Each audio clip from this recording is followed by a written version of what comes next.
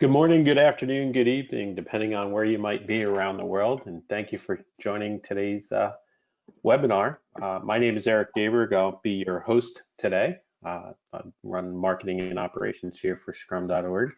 And I'm joined by Jim Sammons, who's one of our professional Scrum trainers, and he's going to take you through today's slides. Just a few brief housekeeping items before we get started. Jim, if you can go to the next slide. So just a little bit about Scrum.org. Scrum.org is founded by, and our chairman is Ken Schwaber, the co-creator of Scrum and author of the Scrum Guide. We're celebrating the 25th anniversary this year, or 25th birthday, if you will, of Scrum in Ken's initial presentation on Scrum at UPSLA in 1995. Scrum.org is made up of learning and validation. We provide training, we provide books, we provide lots of free online resources that we can talk about, including this webinar, as well as certification tests to help validate your knowledge and provide certification. Next slide. So just some quick guidelines. Everybody on the call will be muted today, but you can ask your questions and ask them throughout when you're ready. Just pop into the GoToWebinar portal. You should see it on your screen currently. Click on the questions tab and ask your questions away. Just so you know, this is being recorded and will be published within about 24 hours following the webinar. And with that, I will hand it over to Jim. Good morning, good afternoon, and good evening where you're at in the world. My name is Jim Sammons. I am a professional Scrum trainer, and I'm happy to be here talking to you all today about product ownership. I just have a few about my wonderful organization. I work for a company called Insight, and I'm a part of their digital innovation division. And I'm a member of our national Agile team, which just simply means I support all of our customers from their Agile needs. And even on that team, I have a sub role or a specialty as our National Agile Training Steward, which means that training, and specifically Agile training, is my product. So I kind of treat training as and consider myself a product owner for that. So I care about a lot of the things we're about to talk about. And I suffer from many of the same challenges that many of you probably do, which is being overwhelmed by all the things I could be doing for my product and trying to figure out what it is that I should do at any given time. So that's kind of what we're going to talk about today. Just a few facts about Insight in our DI practice.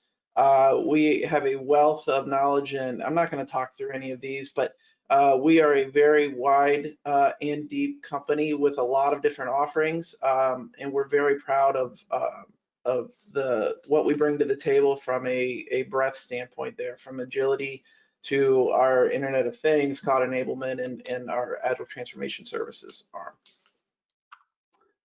So our Agile approach can be summed up. We help clients deliver value and complexity and certainty, and everything we train, we also do. So we want to help be your partner and help guide, coach, train, mentor, all of those different things. So please, if there's anything else I can do after this webinar, please feel free to reach out to me through some of the communication channels I'm going to communicate here. Training and certification, that's really my passion. We do a lot of professional Scrum training with Scrum.org. We also have a number of custom offerings. And one of our most popular ones is what we call the Introduction to Agility, which is just a quick overview around what does it mean to be Agile, what Agile mindset I keep hearing about, and we do a lot of myth busting in there, and just really start to dive deep on what it means to truly adopt an Agile mindset. We also do some delivering and staffing, and we have a wide variety of enablement services that we are happy to deliver to across the country. I'm also very proud that I'm on a team with 5 other professional Scrum trainers. throughout all of us, we can train the entire Scrum.org catalog. And by doing so and combining this training with practice, we're able to be very well-rounded, and we pull from each other. And I just couldn't be happier with the team that I'm a part of here at Insight. So a little bit about myself. I'm definitely a child of the 80s. I'm a little geeky and nerdy, hopefully in a good way. So I try and work in some humor throughout my classes and a lot of the different content that I put out there on the web. I am very passionate about these things. I've been told it comes across in everything I do, just my passion for human beings working differently and working together to deliver better outcomes. And I have found that Scrum is a phenomenal framework to do just that. I will not tell you it's a silver bullet. Scrum does not fix your problems. Scrum is what I call an illumination framework. It is going to illuminate your problems, but you still have to put in the hard work and the effort and the time to solve those problems. A lot of the myths I see out there in the world on social media and when I speak with people is expecting Scrum to fix something for them. And in my opinion, that's not its purpose. But it provides us this phenomenal foundation to do that work so that we can make things big and visible and transparent and improve continuously. I love to connect with people on LinkedIn. I'm very active on there, so please feel free to reach out to me after this session if you'd like to join my network and get in touch. Last time I did one of these with Eric, I had a flood of invites and then also questions, and just really got into some really good topics and discussions with various people around the world around Scrum and agility. There's my email address, and I'm currently located in Columbus, Ohio. I call Columbus home. By way of Central Illinois. That might be why you see some Chicago references up there. So I grew up in the Midwest here in the United States. I'm kind of good at taking tests. I always have been. I've been that annoying kid in class who can, you know, oversleep and not do much of the homework and then come into the test and get a solid B. So as a trainer, I get it. It's all about learning, and I'm just love what I do. I love teaching and use the Scrum.org assessments to validate that knowledge. And it's just something I'm proud of, and I do see benefit to that for both myself and my students. I teach the 6 classes here below. I love all of them for different reasons. Lots of epiphanies and just eye-opening and mind expanding ideas in each of those for different reasons. So I don't have a favorite, just like parents don't have a favorite child, but when I'm in any one of those, I just love the conversations and the exposure that comes out of it. So that's enough about me. Let's talk about why we're here. So the purpose of today is to talk about, as a product owner, how do we find value? Which is a little bit of a misnomer, because it's acting like value is just something that's sitting there that we can go and pick up, and we just have to look under the rug or behind that closed door and we'll find value. And it's not that easy. But I find myself as a product owner routinely overwhelmed by all the things we might do. So how is it that we sift and sort through some of those to find what we should be doing? So what I'd like to do is start with an analogy, and then I want to create some space to see if there's any questions or if anybody has like this burning desire. I do not want this to be an hour of me talking at you. I love questions and want to see if we can impart some real world experience here and hear from those of you on the session. So I use this slide a lot. This is an analogy for me. So if you think of that red kind of section there in the middle, this is a very famous traffic jam from China a few years ago. And it's something like 40 lanes or something going down to 6. But I like to think of that red kind of awning there in the middle. That's our Scrum team. That is our delivery people trying to process this very large backlog of work. And I like to think of all those little cars as work items. So maybe those are user stories or features or bugs, defects, whatever you call them. and they have different characteristics. So maybe the black and the white cars, those are just normal things. And maybe the red cars are really important work, but maybe the blue ones, and there's only a few of those are those hypercritical, game-changing, market differentiation type work. But we spend so much time processing the wrong type of work that the right type of work, those game changers, might get lost and the market window might change. And another kind of analogous piece to this image is, imagine if I were to put a bunch of semis on here, a bunch of tractor trailers, or a bunch of motorcycles weaving throughout. So think of those motorcycles as really small, nimble, agile pieces of work, and those semi trailers as big, lumbering, large projects that are huge, that are clogging the system. So when we have this missize of work items in our backlog, it can impede flow. So let me pause there and see if there's any questions or reactions thus far. So we do have one question. I'm not sure it's fully tied to conversation so far, but let's give it a go anyway. Sure. How can a product owner pragmatically assume, identify, measure, and improve their value outcomes? Oh, wow. Nothing like an easy softball to kick us off here. Jeez. Let me table that for a little bit, because we're going to get into some methods. But what I heard there is the word I keyed in on was pragmatic. Reasonably do that. With real world application there, being very realistic.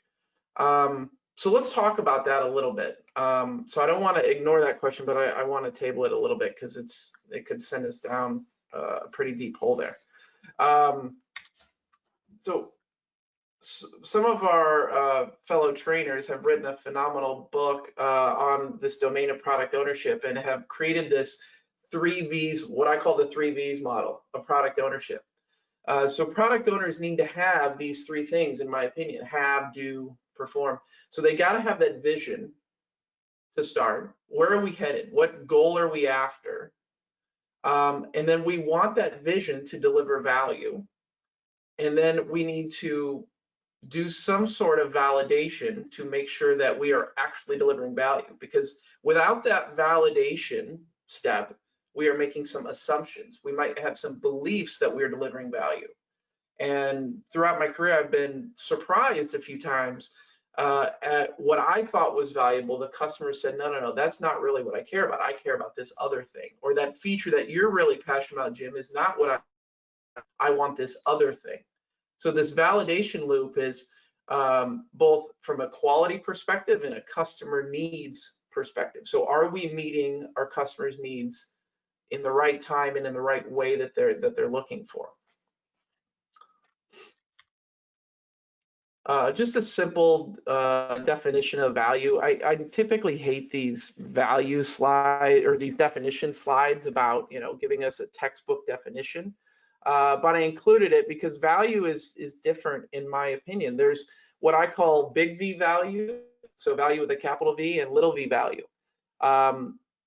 Big V value, as I define it, is customer value. It's something that our customers and stakeholders care about. And then there might be what's called little v value, which is something we care about, or something our organization cares about, or something that someone other than our end user or customer cares about. So there may be value in those things, but we want to prioritize capital V value, big V value over those things if we can. And we have to maintain balance there. But value is usually defined as something with worth or usefulness to someone.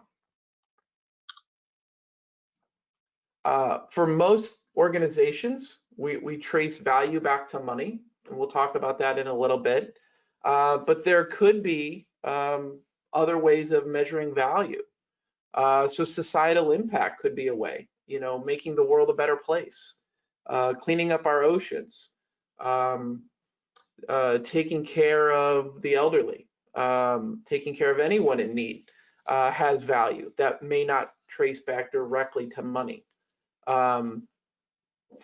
But most of those things have an intangible or indirect relationship to money, because even a not-for-profit needs money. So their work needs to somehow fund itself, and they do that by constantly providing impact and benefit and outcome to those that they're serving. We cannot always overemphasize on finding value, because sometimes the market window might close. Sometimes we might, suffer from analysis paralysis and not do anything, and therefore spend too much time trying to find out what's perfect when we should just make the work flow. So I got into a wonderful discussion with Dan Vacanti, one of the Kanban experts in our community, and we got into a passionate discussion around this idea of finding value that we're talking about. In his point of view, which we'll talk about, and I sum up as I don't like to speak for others, but I think he said, don't overemphasize finding value. Just make all your work flow, and when you do that, you will invariably get to value quicker and more predictably sometimes. So one of the other kind of ideas that I've been working with to add on to the 3 V's, there are these 5 A's of product ownership that I teach. And I get asked a lot about who makes good product owners, or how can I make my product owners be better or more effective. And I find myself coming back to these 5 items. So I kind of codified them and just put them down in black and white so that I could refer to them and quickly send these off to people, along with the 3 V's and some of these other ideas we're talking about.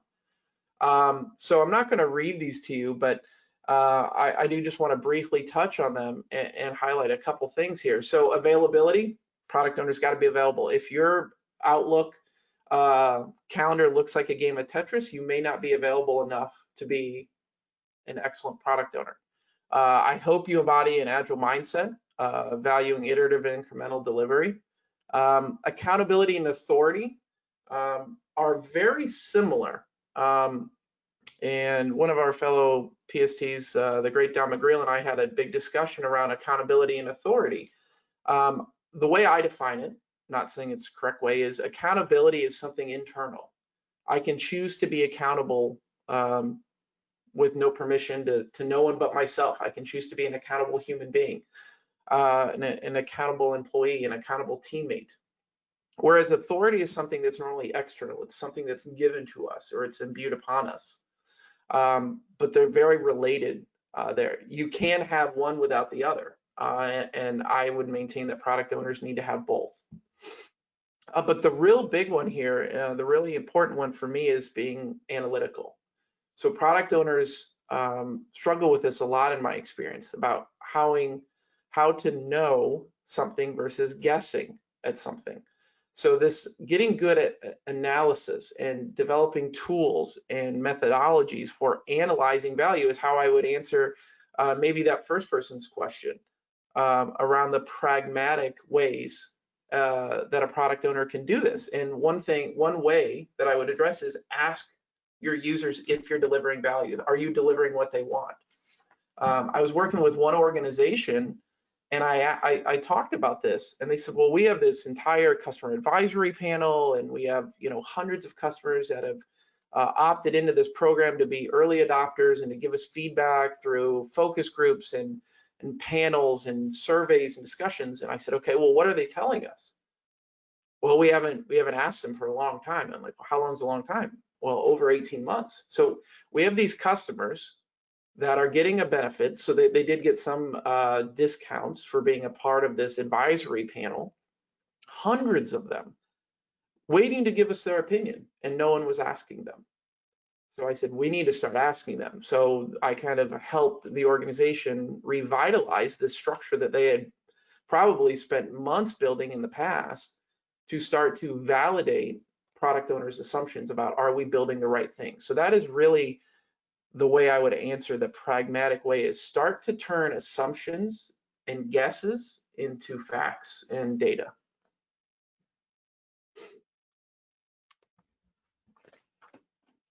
So when do we get value? When do we actually achieve value? To me, this is a simple answer, but it's not easy. It's simple, but not easy, like many things in Scrum. So only when we release. Everything before actually putting our work in a customer's hands is a guess. It could be a highly educated guess.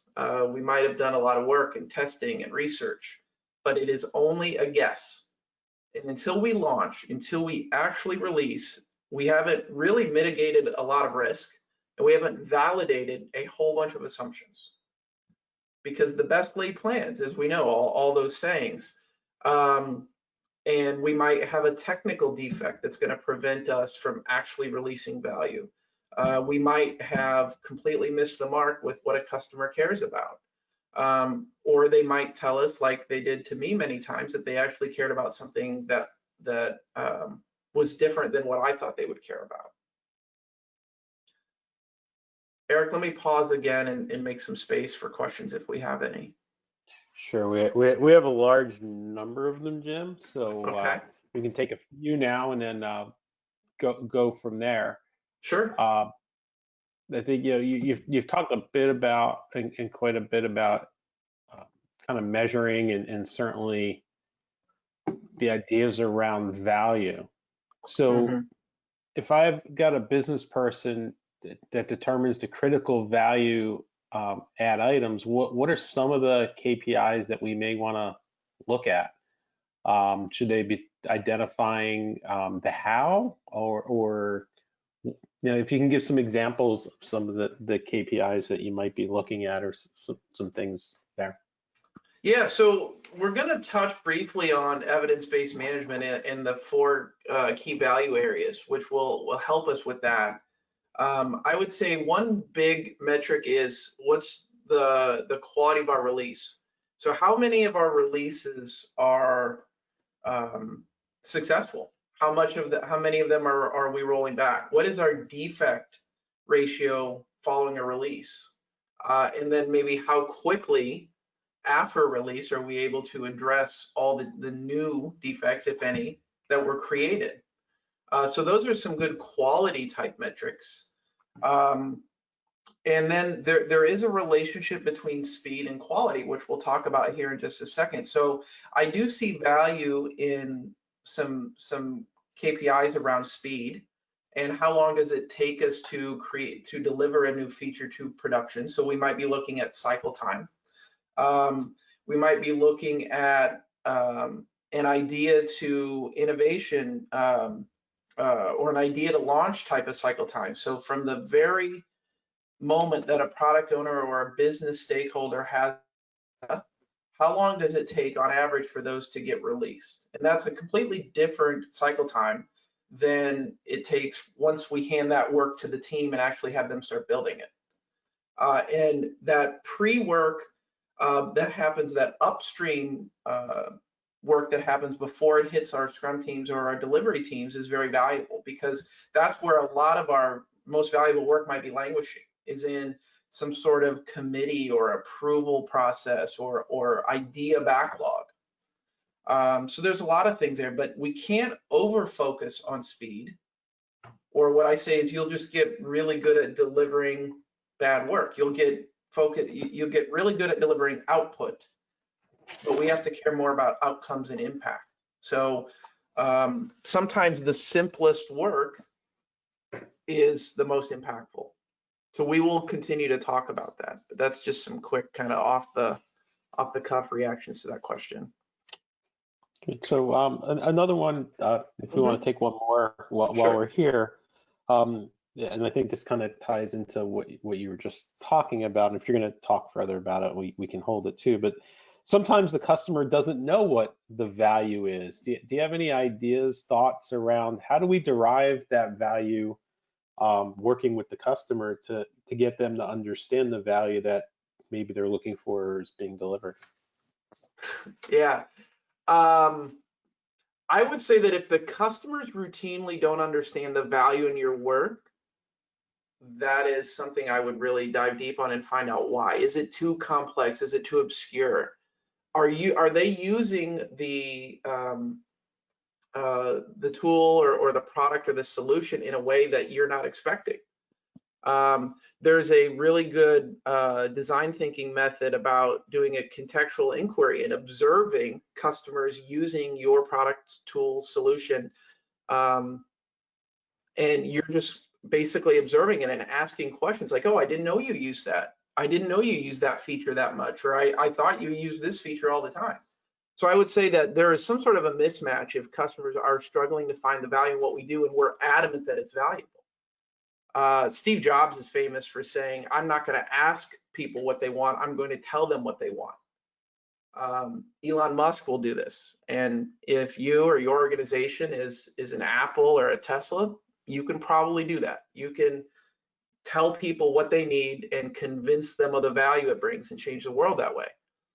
I'm not that good. I'm not a visionary like that. I have to ask people what they need and observe and then make an adaptation and probably change what I'm doing. When I was working in the e-learning space, one of the most impactful things we did was we took our development team and our product owner into a classroom and actually watched teachers and students use our software and hardware. And that did a couple things that were extremely impactful. Is they used certain things in different ways than we expected. They used some things all the time, and they rarely used other things. And that was very impactful for our product owner to see and for our team to see. So it helped influence where we should spend our time. The other thing that it did was our development team got to see the impact of their defects, the impact of that bug sitting on the backlog, the impact of that feature we haven't built yet, the impact of that weird screen that pops up and annoys us as developers, and it was impacting our customers, and they just couldn't wait to get back to their office and say, we have to do better. I have to improve my code. I have to improve this product. Once they were able to actually observe real customers using it and struggling with something, and just we were able to pay off a lot of technical debt and solve a lot of problems that had been in our product for a long time after that internal motivation was kind of fueled, that fire was fueled. Thanks, Jim. Hopefully that answered some of the questions there. So I want to briefly touch on some of the different types of value that are out there. There's this thing called the IRACIS model that I was exposed to by a teammate a few years ago. And IRACIS stands for increasing revenue, avoiding cost, and improving service. And I further expanded that a little bit to some of these different types of value. But if you look, almost all of these come back to money, one way or the other. So we're going to make more or protect the current revenue that we have. We're going to eliminate or sustain our current cost model, or we're going to improve our services, which should lead to, if we're doing it right, increased customer retention, increased revenue, protecting the revenue, et cetera. So improving our service will hope, relate to one of these other models. So this is not something I've created. This is called the IRACIS model, which is just a mnemonic to help remember the different types of value that are out there. So speaking of models, there's a couple that I really like around prioritization, and these are anti-patterns. So the quickest definition of an anti-pattern is something that you think is going to be good and helpful that actually is harmful or less than helpful. So these are a lot of the common anti-patterns that I see out there when I work with my clients. So we call HIPPO prioritization is the highest paid person's opinion. So a lot of teams or product owners or product managers will defer to a senior executive or a senior leader's opinion, even if that opinion is just their gut feeling about what we should do. We've probably all seen and been victim to LVD prioritization, which is the loudest voice decides or the loudest voice determines. So that person or people in a meeting that just get louder and louder to be heard, to the point where sometimes people shut down. I'll just give them your way. I can't hear that anymore right now. I need to get out of this meeting. We need to go do something. And that level of apathy is something that I help teams and product owners push back against by trying to find better ways to prioritize work. Eric, have you ever been a victim of HIPPO or LVD? Absolutely. I always call them happy ears. You have that executive who comes back from that one customer meeting, Yeah, and next thing you know, that is what we need to do, even though they haven't validated it with any other customer. And you start heading down a path of building a custom solution that only one customer may want, and they don't even really know if that's what they wanted, rather than really building what is needed and going to add value to your broader set of users yeah. or audience. There's another one up here that I was just thinking of when you started talking, Eric, and I call it kind of like that conference strategy or the trade show strategy. Back in like the mid 2000s, I was working in St. Louis, and the executives of my company, every time they would go to a conference or a trade show, me and some of the other leaders would just get depressed, because we knew that as soon as they came back to be like, okay, whole new plan, let's do this. I just went to Vegas, went to this trade show, I got sold a bunch of stuff, and now we have to do this. And we'd be like, well, wait, what happened to our strategy that we had 2 weeks ago before you went to Vegas or Dallas or LA? Oh, well, you know, I wasn't informed then. I wasn't knowledgeable. This new thing, this is the new thing. We have to go do this. I had a team who was challenged to build something because an executive went to a conference and heard their competitors speak and said, they have this, we have to have this. So they were chasing what we call parity, which is a losing proposition. It's a necessary evil in many times, but if you're always playing the parity game, you'll always be playing catch up. You'll never be innovating and leading. So I want to talk a little bit about why flow and speed are critical. So we have a very common 2x2 framework here. On the vertical axis, we have value, and then on the horizontal axis, we have time. So how long does it take us to get that value? So when teams and product owners find themselves in this quadrant, this is the worst place to be. This is when you are building the wrong thing very slowly. These are death march projects that aren't going to deliver any value, and maybe just are doing, you know, lifts and shifts from old technology to newer technology, but we're doing it slow. And this is a really bad place to be, because this sword cuts two different ways. It's taking us too much time to get unvaluable work done, which is eliminating our ability to do higher value work. So it's cutting us in two different ways. The best place to be, the nirvana here, is doing the right work very quickly. But that's easier said than done. You know, we have to do a lot of work to get to this upper right green quadrant. So a lot of work can be put to get us, and a lot of teams find themselves in this space, which is we're building the right thing. We've done some good analysis. We've gathered some good ideas, and we've elicited requirements from our customers and stakeholders. But we're just not very quick at it. And this is where DevOps can come in, and, you know, some of these technical practices, and we can really start to push the accelerator there to focus on speed if we're figuring out the right thing. But even when we're doing the wrong thing, speed matters, because when we're doing the wrong thing, as I say, let's be fast about it. And then, oh, by the way, you need to do all of these things at high quality. And that is really the big challenge, is maintaining quality at speed.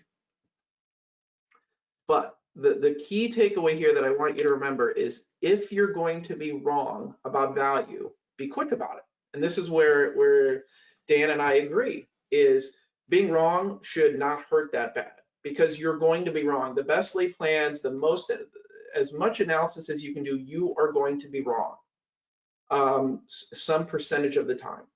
You know, if you go out there and look at Apple and Google and Amazon, they have all these products and services and solutions that they've built, invested millions of dollars in, and abandoned because they were wrong about what the market wanted, about what the customers wanted, or the world evolved and no longer needs those things anymore. So before I show the next slide, let me kind of give you an analogy. I was starting with a couple colleagues of mine a podcast, and I had this idea for a podcast around agility. And then through discussions with them, I had another idea for yet another podcast. And then I had an idea for a blog, and we had this brainstorming session. And one of my colleagues said, "You have to be careful. You're going to adopt too many cats." And I said, what are you talking about, adopting too many cats? And he said, if you spread yourself too thin and try and do all of these things at once, it is like going to the Humane Society and seeing this cute cat and adopting it and bringing it home. But everything that you do is costing you time, it's costing you money, it's destroying your focus. So as product owners, we have to be very careful about the features we build and the work that we choose to undertake, because a feature, if we want to look at it as a feature, something we build and we put in our product requires care and feeding.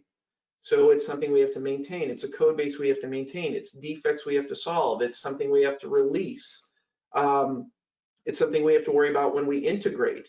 It's something we have to document and train our support analysts on and train our customers on. So everything we do should have value. And we have to be very careful. And one of the Agile principles is simplicity, which is my favorite. Agile principle number 10, maximizing the amount of work not done is essential. Because when we don't do something, it gives us space to do other things. And if we all think about these products and services or solutions out there in the world that we love, words that continuously come up is simple, elegant, modern. It just works. These are things that are not accidental. The companies that are creating these products and solutions that we describe this way understand simplicity, and that a product is not done when we can't jam any more feature code or capabilities into it, but a product could be considered done when we can't remove anything else and have it still be useful. And that quote's not mine, that idea is not mine. But it's important to know that once you put something in a product, customers can latch onto it, and then it can just be something that has to be there. So none of us would probably buy a car these days without anti-lock brakes or Bluetooth integration or many of these other convenience features. So we have, as a society, become we expect those. That is something that just has to be there. But every company that builds a product that uses those things just has to incur that cost of maintaining them and putting them in every future product until something better comes along. So be careful about adopting too many cats, or we'll spend all of our time doing what I call keep the lights on, or business as usual type of work, which will destroy our ability to innovate, which is finding those blue cars and doing that truly innovative and impactful work. So a lot of these things that we're talking about relate to evidence-based management, which is something that Scrum.org believes in passionately, and it's characterized by these 4 KVAs, key value areas, and then under each of these are key value measures. And you can read more about this out at Scrum.org. My organization Insight, we do an EBM workshop, and we're working on increasing our offerings around EBM, because as we do this and as we talk to leaders and teams and product managers and product owners, they see immense value in, there's that word again, value, in understanding value and being able to measure the right things. So making sure we're measuring the right things is critically important. So Eric, let me pause here and see if there's anything that you feel is directly applicable to where I'm at. I think there's a whole bunch. So at this point, let's keep moving forward and then take the questions at the end. Okay, that's okay. Very good. So another tool that I want to expose everyone to and just give you, and we're just going to scratch the surface on a few of these tools, and there is no one tool to rule them all. right? So if we want to think about Lord of the Rings, there's no one tool. As a product owner, you have to have many tools in your arsenal and be able to look at any given scenario or problem and know which tool is the right tool for me to apply here. So one thing that we might look at is a stakeholder map. So the stakeholder map is a tool that helps us put people in different categories based on what they need and desire and what they bring to the table. So on the left here, we have power and influence, and on the horizontal axis, we have interest and impact. So we have different levels of engagement that we need to spend for these stakeholders. And make no mistake, a customer is a type of stakeholder. So we can put our customers in here, and different customers are gonna want different things. So some things where a stakeholder in the upper quadrant here has high power and influence but low interest, we might just need to keep them satisfied and increase their interest. We're trying to shift these people here on the two leftmost quadrants to the two rightmost quadrants, so that we're moving towards people with high power and influence, high interest and impact. So we're looking to make this shift. But we want to be careful because we want to make sure that we're spending our time and our engagement with the right type of people. And interested and impactful and influential customers are what we're after.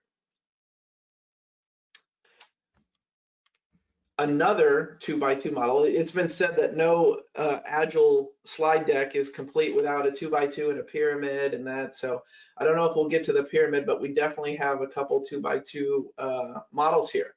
So the purpose alignment model is looking at a way to take a feature or something we may build, a product, a solution, a service, and looking at it from a couple different criteria here.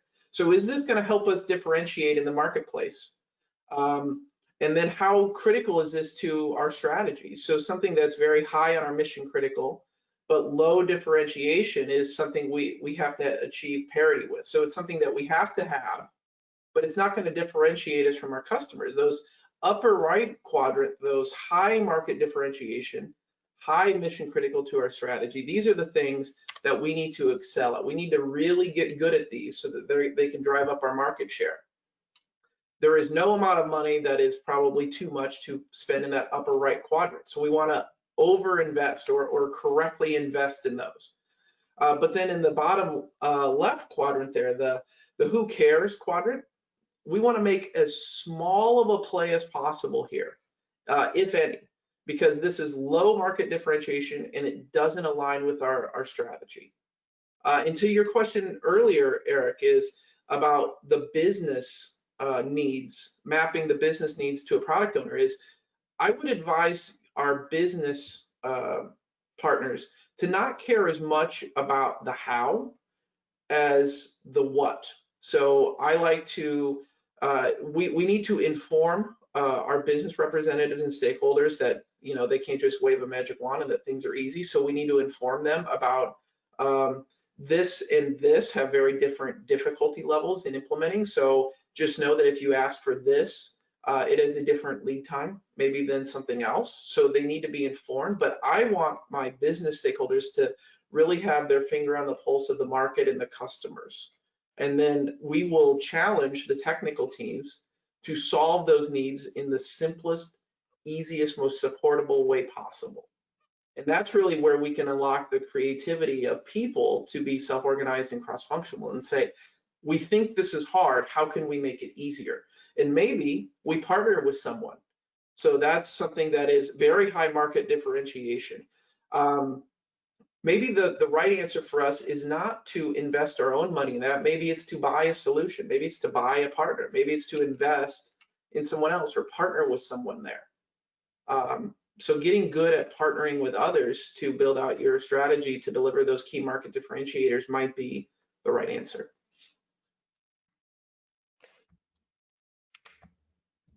So when it comes to prioritization, there is a periodic table out there. This is a graphic from the web about all these different ways to prioritize. We're not going to go into all of these, but just know that there's quantitative and qualitative models out there. But my caution here to you on the screen is don't spend too much time on these. The goal of any prioritization tool is really to spark conversation. So no matter what your tool spits out as this is the most important thing for us to be working on, it's really about having the conversation to understand why did the tool that was configured and input by humans say that this is the most important thing, and then having a discussion. Well, maybe we put a very high risk score on something. Well, why is that so risky?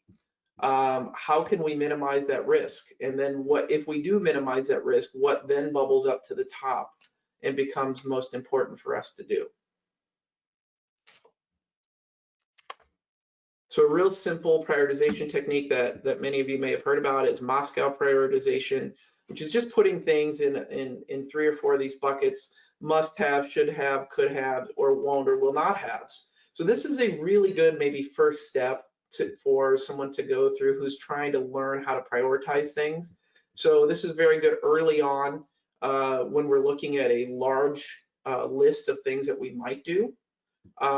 Those must-haves are important, but equally important are those things that we're not going to do. So getting rid of things, tidying up our backlog. You know, I talk in some other presentations about applying this Marie Kondo method of tidying up our product backlog so that we can focus on less things. So a little bit more complex than Moscow is these pick and paste charts.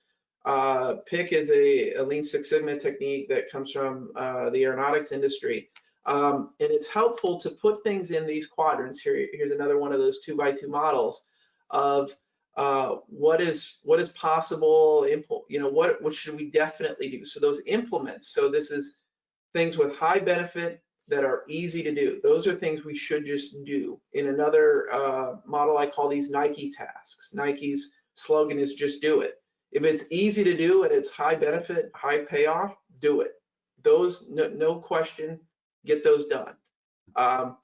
Very difficult to do with very low benefit, don't do those things. Those are easy. Don't do that. Pace charts are very similar to pick charts. They just flip one of those axes to on the benefit level. Little bit better there. Pick and pace and Moscow. These are really good when you have a lot of PBIs, a lot of things that you need to sort through. So they're not the end all be all prioritization technique. They're maybe an early technique so that you can focus on less of the total and then apply some more robust tools to those. So one of those more robust tools is the KANO model. And this is characterized by some of these 4 different factors that a feature or a solution or a product may have. And we try and put different features in these different buckets. And there's a real simple question that helps us fill out the KANO model. We ask customers 2 questions. That's it, 2. How would you feel if the product or solution had this feature? How would you feel if this product or solution lacked this feature?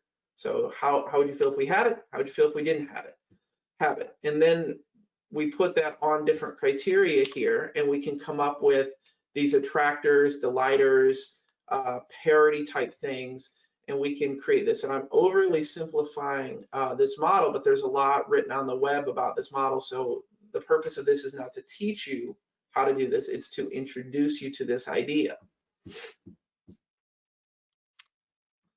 Next, we have the Strategic Alignment Index, which is really good when we're engaging our business stakeholders and our business folks, because they're going to care a lot about our TCO. So what's our total cost of ownership here? So the size of the circle on this model indicates TCO. So bigger circles, more expensive. So we can still weight things. So this is giving us a third variable now.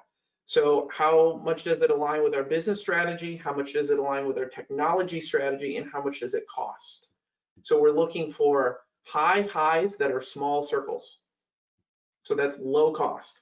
So those are things that are going to be cheaper and easier for us to do with really high alignment.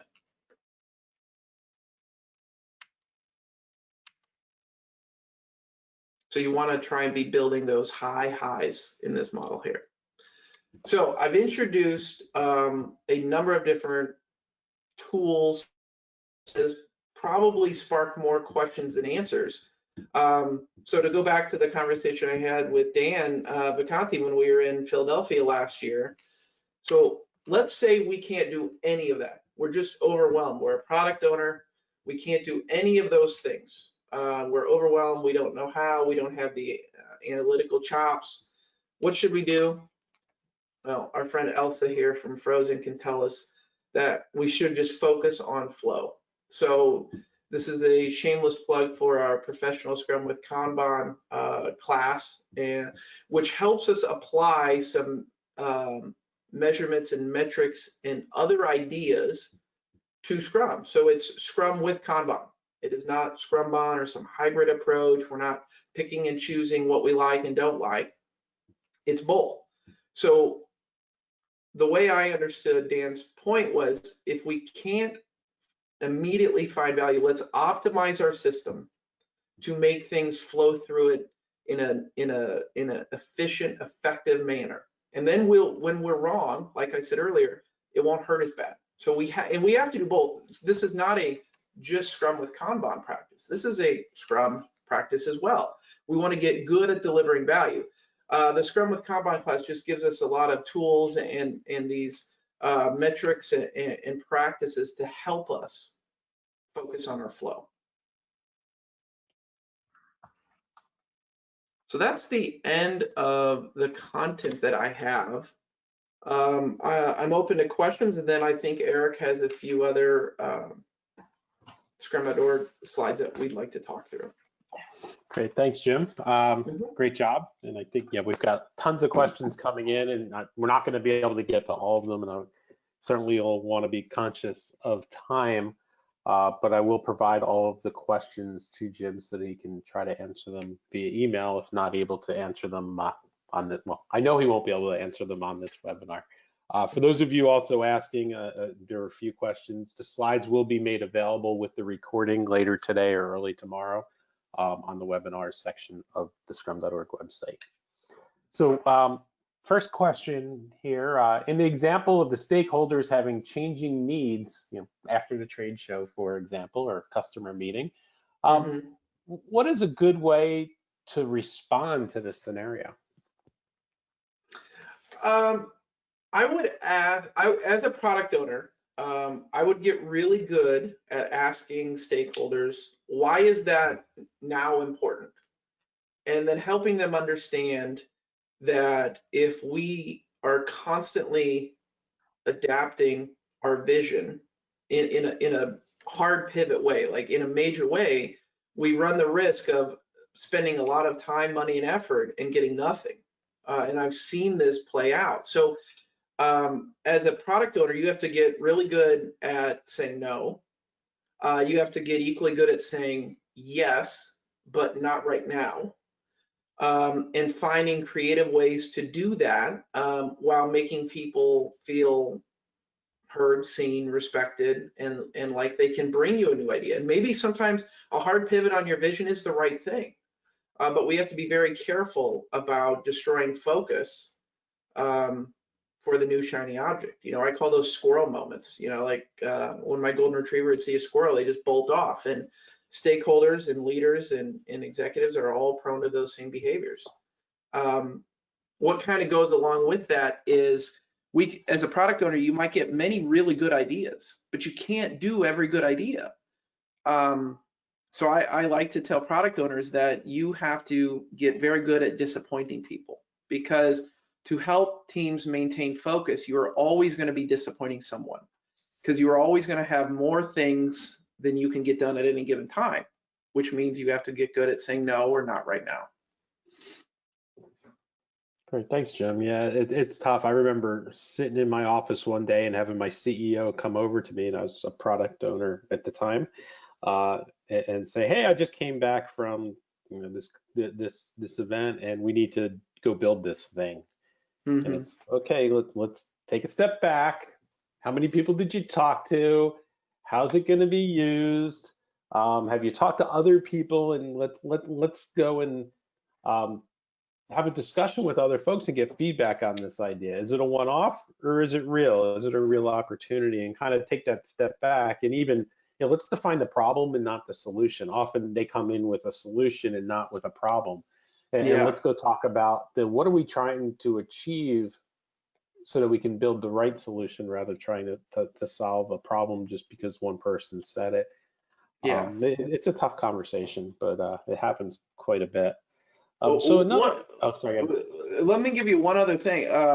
So one of the things that I do is I work with a number of product owners who are really good at this, but they push back gently on the requester to say, okay, provide me with some data. So they encourage the requester to start to do some of the analysis work. And they're like, you know, one example comes to mind. I'll speak about it with a little bit of ambiguity, but a stakeholder came and said, this is a huge problem. We have to do this right away. You have to change the backlog. This needs to go right to the top, et cetera, et cetera. And the product owner asked a simple question: how many customers is this affecting? Oh, it's lots. Okay, can you give me some numbers? And this was something where measurement was possible. So once they sent the requester off to get that data, we found out it wasn't that many at all. And even the requester said, wow, I totally misrepresented how important this was. I thought it was much more impactful than it was. So we're doing two things there. We're playing a little bit of defense, but we're also teaching stakeholders that you can't just come in all popped up and excited. We have to apply data and validation to our emotion. So anyway, Eric, where were you going to go? You had another question, I think. I did. I think, however, I want to be conscious of time and the time Okay. of the audience. So let's move forward. Okay.